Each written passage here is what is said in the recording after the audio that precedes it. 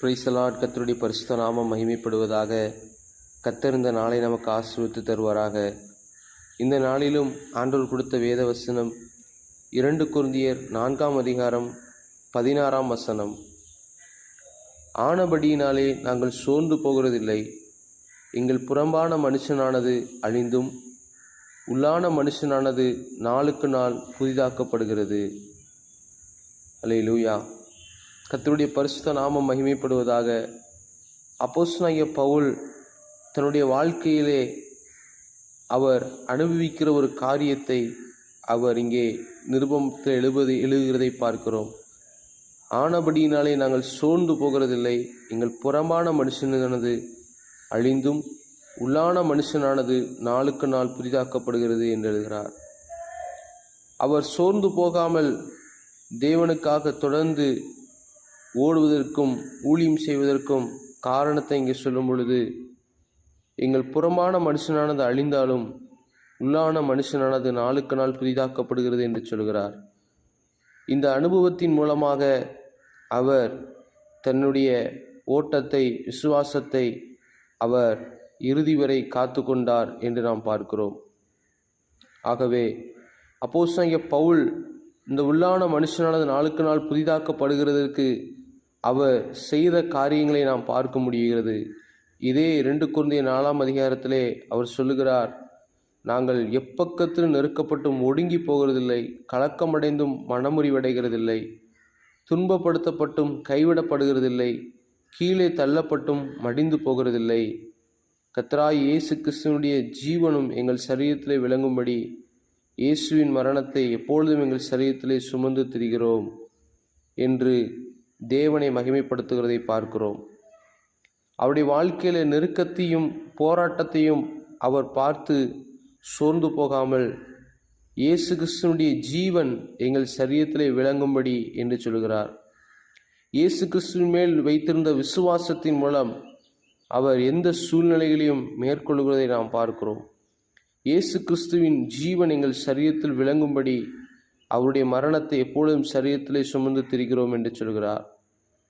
போராட்டங்கள், பிரச்சனைகள் வந்தாலும் கிறிஸ்து இயேசு எனக்கு ஜீவன், சாவு எனக்கு ஆதாயம் என்று பவுல் சொன்னது போல, இயேசு கிறிஸ்துவின் மேல் வைக்கிற விசுவாசத்தின் மூலமாக நாம் எந்த சூழ்நிலையிலும் நாம் கடந்து செல்ல, அப்படி உள்ளான மனுஷனிலே ஒவ்வொரு நாளும் புதிதாக்கப்பட தேவன் நமக்கு உதவி செய்வாராக. 2வது அப்போஸ்தலனாகிய பவுல் 13ஆம் வசனத்தில் சொல்லும் பொழுது, விசுவாசித்தேன் ஆகையால் பேசினேன் என்று எழுதியிருக்கிறபடி நாங்களும் அந்த விசுவாசத்தின் ஆவியை உடையவர்களாய் இருந்து விசுவாசிக்கிறபடியால் பேசுகிறோம் என்று சொல்கிறார். இந்த விசுவாசத்தை நமக்குள்ளே பெருகச் செய்கிறவர் பரிசுத்த ஆவியானவர். அந்த விசுவாசத்தின் ஆவியை உடையவர்களாய் இருந்தோம் என்று சொல்கிறார். அபிஷேகத்தினாலே நாம் நிரப்பப்படும் பொழுது பரிசுத்த ஆவியானவர் நம்மை பலப்படுத்துகிறவராயிருக்கிறார். நம்முடைய பலவீனங்களிலே நமக்கு உதவி செய்கிறவராயிருக்கிறார். ஆகையால் இந்த பரிசுத்த ஆவியானவர் நாம் சோர்ந்து போகிற நேரத்திலே நமக்குள் ஒரு தைரியத்தையும் விசுவாசத்தையும் தந்து நம்மை அதிகமாய் தேவனை மகிமைப்படுத்த வைக்கிறார். விசுவாசிக்கிறபடியால் பேசுகிறோம் என்று சொல்கிறார்.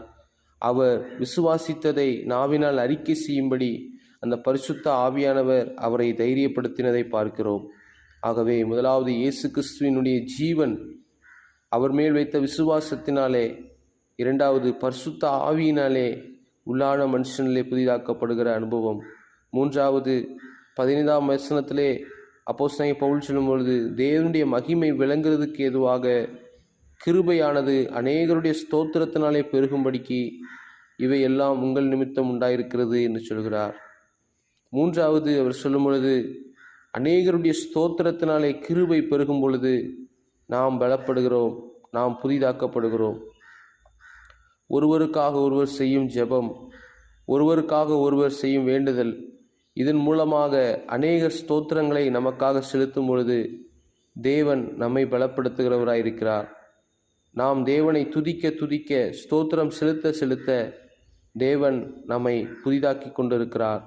உதடுகளின் கனியாகிய ஸ்தோத்திர பலியை அவர் மூலமாக எப்பொழுதும் செலுத்த கடவோம் என்று எபிரேயர் 13ஆம் அதிகாரத்திலே நாம் வேதத்தில் சொல்லியிருக்கிறது.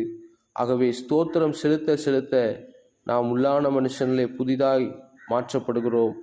ஒருவருக்காக ஒருவர் ஜெபிக்கும் பொழுது, ஸ்தோத்திரம் பண்ணும் பொழுது நாம் புதிதாக்கப்படுகிறோம். ஆகவே புதிதாக நம்முடைய உள்ளான மனுஷன் நாளுக்கு நாள் புதிதாக்கப்பட இயேசு கிறிஸ்துவினுடைய ஜீவன் நமக்குள்ளே இருக்கிறது என்பதை விசுவாசிப்போம். இரண்டாவது, அவருடைய ஆவியானவருடைய வல்லமையினால் நாம் நிரப்பப்படுவோம். மூன்றாவது, ஒருவருக்காக ஒருவர் ஜெபித்து தேவனை ஸ்தோத்திரம் பண்ணுவோம்.